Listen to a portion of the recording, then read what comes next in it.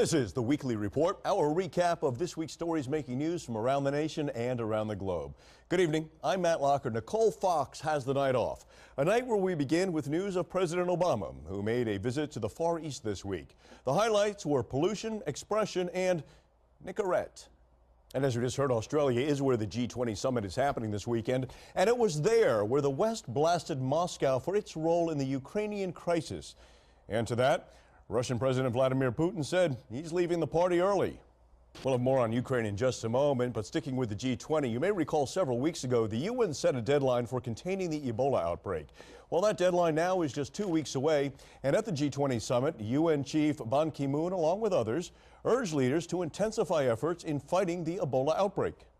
And as all this is happening, word is coming out from the top brass at ISIL, and those words bring reaction. Here's an update on this week's developments.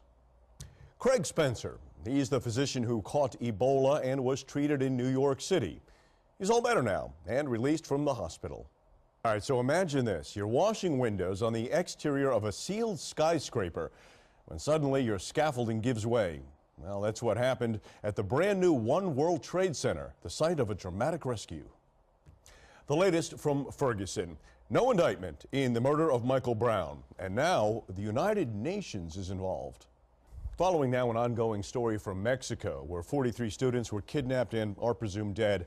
Well, there are still no signs of the 43 despite an ongoing search. And now parents have doubts about the search efforts to find their sons.